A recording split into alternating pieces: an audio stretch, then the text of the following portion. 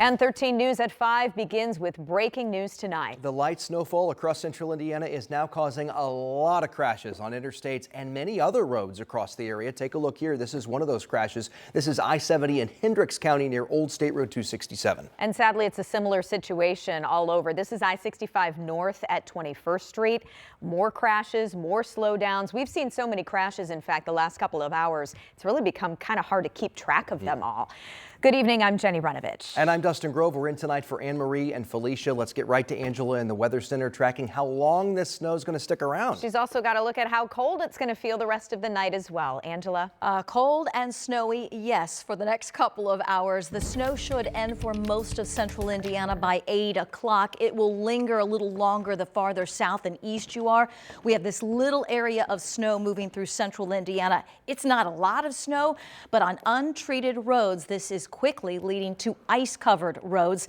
Just that thin coating of snow, a big problem when we have temperatures as low as they are. These bursts of snow continue across the southwestern sections of Hamilton County into Marion County, and under these bursts of snow, additional minor accumulations are possible and additional slick roads are possible. Snow continues to fall light at times, but causing some trouble across the southern part of our viewing area. We've got another couple hours of snow. Here are the temperatures in the low to mid 20s, 25 Carmel, 24 Bunker Hill, 24 degrees at Morris Reservoir, and 23 in Noblesville. Wind chills are running in the teens, so what you need to know, it is slow going out there. Snow showers will linger through 7, 8 o'clock. Temperatures again tonight under clearing skies drop into the teens. Angela, thank you. And you can track these cold temperatures on our live Doppler 13 weather app. It's a free download in your phone's app store. Once you get it, be sure to check out the blog for your forecast updates. Other headlines tonight happening right now. 2 Metro police officers are on trial accused in the death of Herman Whitfield III. You may remember a little over 2.5 years ago, Whitfield's family called police requesting mental health assistance for their son. He died after officers shocked him with a taser and restrained him face down on the floor. Our Karen Campbell was in the courtroom today with our camera for opening statements. And she joins us live tonight with a look at what happened on this first day of trial. Karen? Well, Jenny and Dustin, the first witness called to the stand was IMPD Sergeant Dominique Clark. She and Officer Adam Ahmad were first to arrive on the scene at the Whitfield home. Now, the prosecution also played the sergeant's body camera video, giving the jury her view of what happened the night that Herman Whitfield III died. Now, we know both officers, they did appear in court today, officers Adam Ahmad and Steven Sanchez. They appeared wearing their IMPD uniforms. Now, during opening statements, the prosecution told the jury officers had their hands on Whitfield's body as he was on the ground in handcuffs. The prosecution also called into question the officers' training, and that evidence will show they violated their general orders on the night Whitfield was killed. The defense called the officers' actions reasonable and told the jury officers Ahmad and Sanchez did not apply, quote, downward force while Whitfield was on the ground. The defense also stated they tried to de-escalate things by encouraging Whitfield to put shorts on to get him to come outside so medics could take him to the hospital.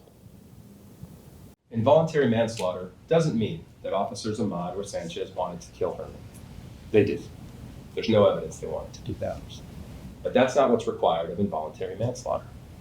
Involuntary manslaughter requires the intent to commit a battery, and that battery resulted in death, which is what we saw here.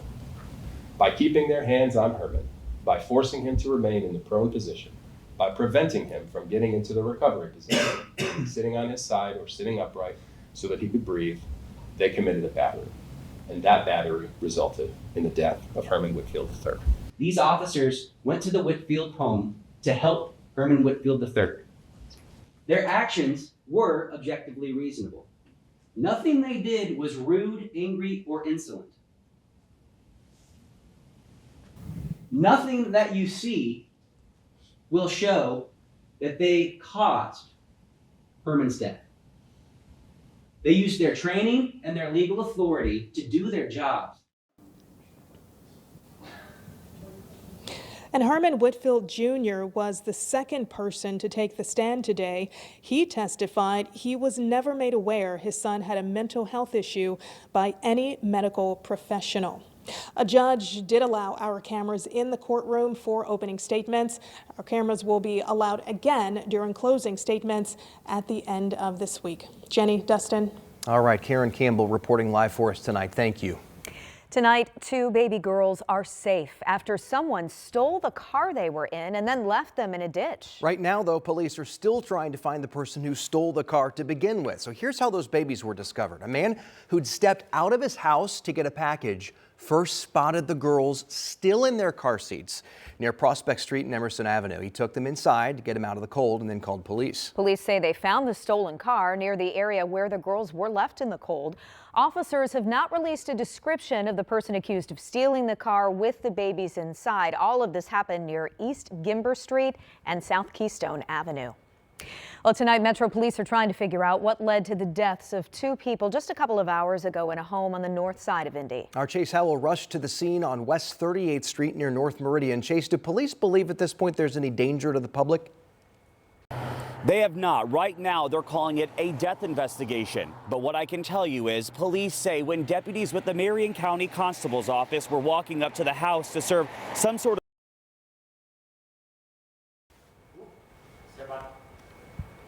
All right, apologies for those technical difficulties. Moving on to other news tonight, the Marion County coroner is now identifying a man killed in a shooting the day after Thanksgiving.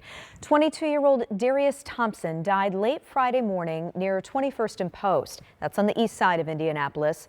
Metro Police have not released any information about any possible suspects in his death. Also tonight, Indianapolis firefighters are trying to figure out what caused a fire in a vacant office building. Firefighters told us they actually stumbled upon this fire near East 16th Street and North Ritter Avenue around 4:30 this morning when they were heading back to their station from another run. That's when they saw it. Thankfully, nobody was hurt. Tonight, we're learning the name of a man killed in a crash on Thanksgiving night. The Marion County coroner identified the person as 33-year-old Nicholas Robinson Jr. Metro Police told us he was the only person in the car when it crashed around 11 o'clock last Thursday night on Lafayette Road near Kessler Boulevard North Drive. To Johnson County now, and sheriff's deputies now questioning 3 juveniles who they believe are connected to those baseballs and softballs that were thrown onto I-65. The most recent incident happened last Monday from the overpass at County Roads 250 South and 600 East onto I-65. Multiple drivers called 911, reported someone throwing rocks onto cars and trucks. Deputies then found more than 100 baseballs and softballs on and off the highway. They later learned someone stole those baseballs and softballs from a little league in Franklin. Johnson County prosecutor now reviewing the case and will consider any potential charges.